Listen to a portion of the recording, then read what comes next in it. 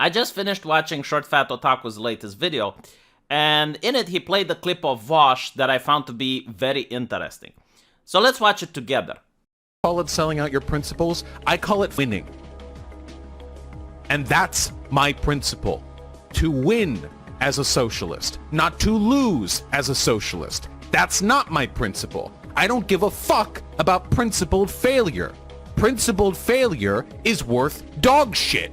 Now, despite what may seem, I'm not making this video in order to attack Vosh. I just think that he is a big enough YouTuber with a large audience, and I don't think that this type of advice to people is a positive advice. And I did see also a lot of individuals on the Twitter, both left-leaning and right-leaning, also saying that having principles and having values is a bad thing, and that as long as your side manages to win, it doesn't matter. So the idea of the end justifies the means is being promoted. Now, it's important to say that I do believe there is room for this mentality to exist, and I'll mention at the end of the video where I do think it's appropriate to have this mindset. However, it's also important to understand why having principles and why having morals is fundamental, not just for a society, but for you as an individual. It's going to make you have a much better life, and you're going to be appreciated by those around you than if you're a person that doesn't do this. Because everywhere around the world, in every single society, people with morals exist, and the society appreciates those people. And they have even different words for them or different concepts. So, for example, in Japan, it's the concept of honor. And the idea that if you break your honor, you bring dishonor not just to yourself, but also to your family. In China, they use the idea of citizen trust, that they promote to have citizens that can be trusted, and they will even lower your social credit score if you're a person that isn't trustworthy.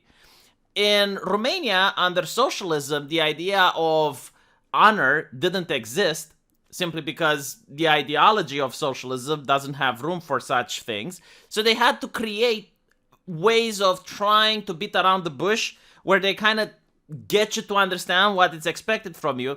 And they would call this as setting an example. Like if you behaved in a dishonorable way, you would get chastised by those around you, asking you like, how are you setting a good example for others? You know, don't spend time next to that person because he is setting a bad example.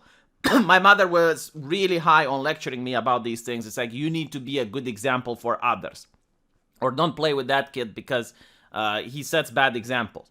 And the reason for this is like very simple, right? So take a person like Vosh, which admits that they're willing to lie and they're willing to manipulate others and do whatever is necessary, I assume like under the law, in order to get his way, right? Now, imagine that someone would falsely accuse Vosh of something, right? Like someone would find some logs about Vosh and they would accuse him of, I don't know, fucking a pumpkin, all right? So everyone is laughing and, you know, now the public court of opinion comes into question.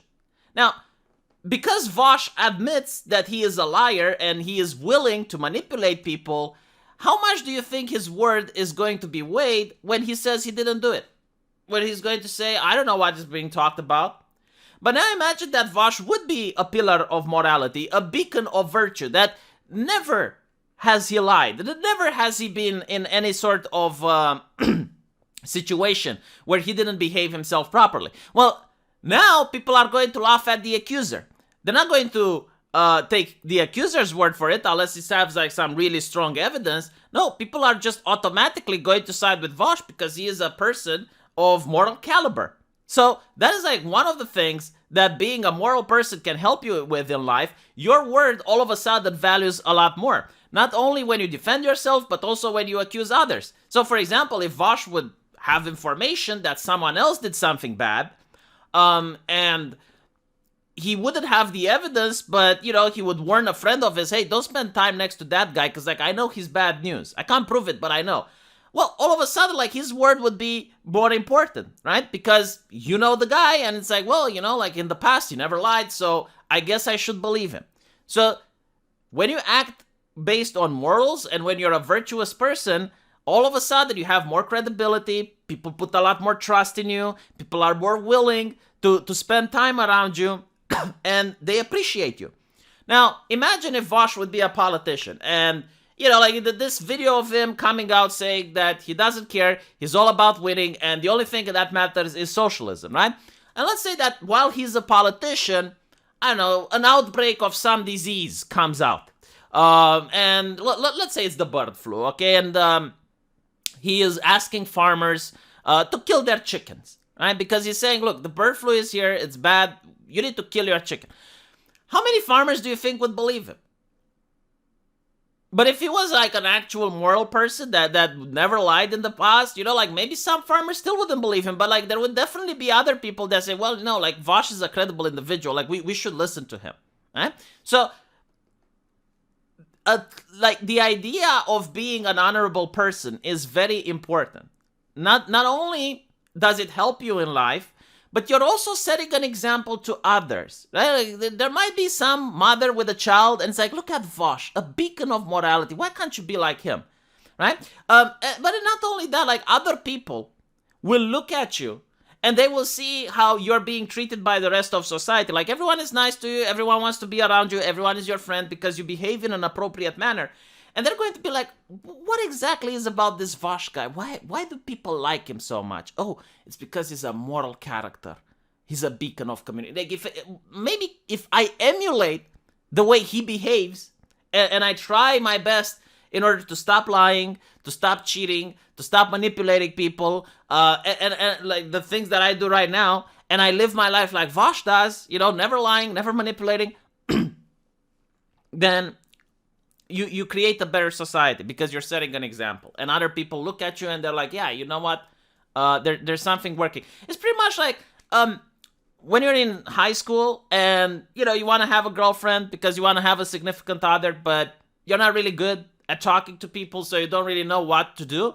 And then you see like your friend who manages to have several girlfriends at the same time, and you're looking at his behavior and you're trying to emulate. You're like, what exactly is it about him? Maybe it's the clothes and you try to dress like him, or maybe it's the way he acts and you try to emulate that. It's really about like understanding that human beings at an individual levels, they more likely to look at someone for an example than to look at someone preaching. Flapping your mouth and flapping your gums can only get you so far.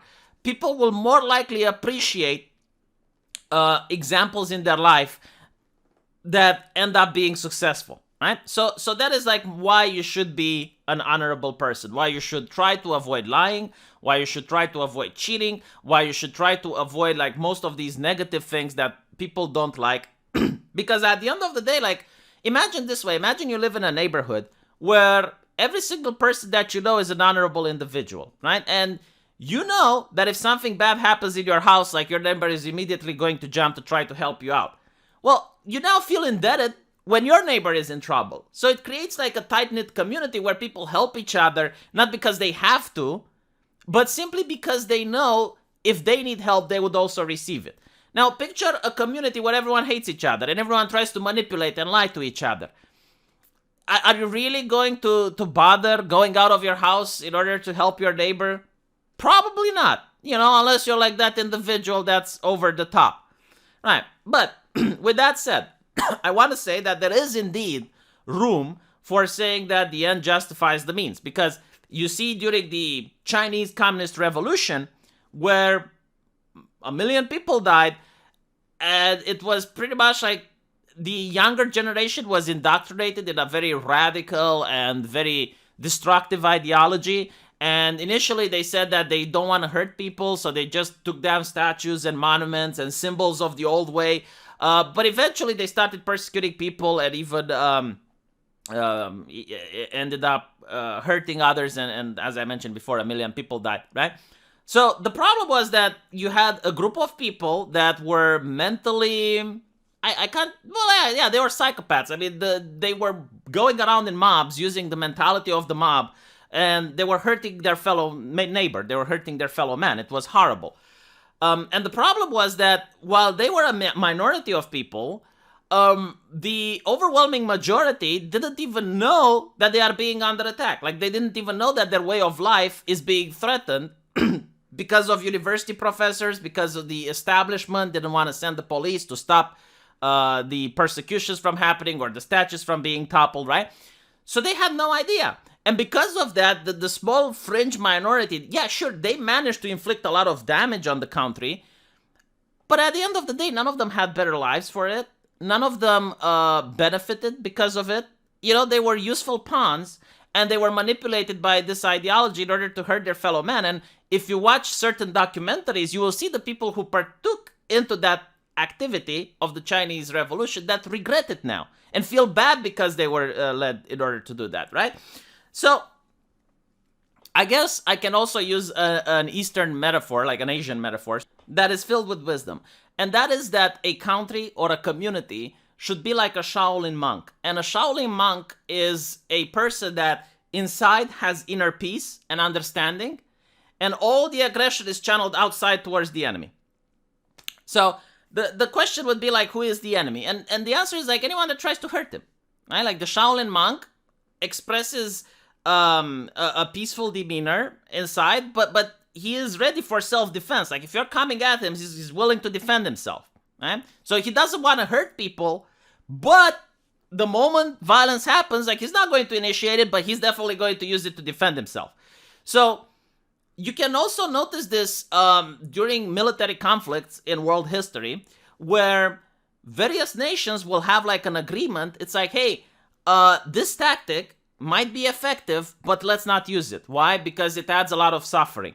And we're only using it because we don't want it to be used against us, so we're not going to use it against you. Now, a better example is that in World War II, as the idea of fighting in the sky became more and more prominent, the pilots developed a code.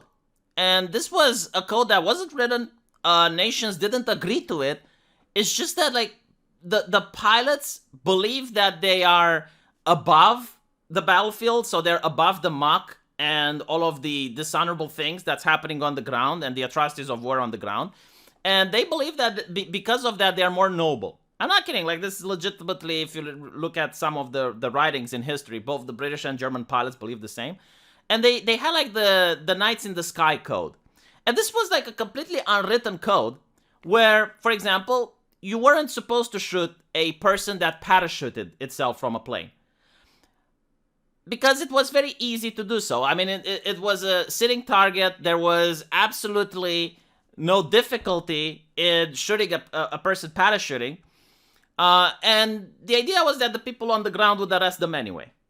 Now, what's fascinating is that the Axis, the Nazis, when fighting over London, they knew that the people parachuting from the planes wouldn't get arrested. Like, they would fall down and they would land on their own soil, where the next day they could have gotten in another fighter plane and flew back up. But they didn't do that, right? So the British also followed this rule, the Knights in the Sky code. They would be like, okay, well, you're not shooting our guys, we're not shooting your guys. Now, as the war moves to the east, and it moves more to the Soviet Union, the Soviets didn't follow this code. So the Soviets would often just risk their life in order to just try to gun down a pilot that parachuted themselves, right? And as the Nazis saw this, and they noticed that, okay, well, they're not reciprocating, what they did is, like, they started shooting the pilots catapulting from there. Now, this is not the story about Nazis and communists. This is literally expressing, like, how it works in real life. If you're a person that is often dishonorable to others, if you're a person that's lying and cheating, don't think that other people eventually aren't going to also break their morals and go down at your level in order to teach you a lesson. And if you're like part of an ideology that literally goes around and says, yes, like, we want socialism under any circumstance, well, people will think that you're liars, and they're also going to, like, for example, people who believe in free speech, when they see that you get censored, they'll be like, meh, you know, it's a socialist, who cares? Like, they don't believe in free speech. You know, they're the free speech arsonists. Like, why do you want the arsonist to be saved? Why do you want the arsonist to be allowed to burn some more buildings? No, they got censored. Perfect. One less arsonist.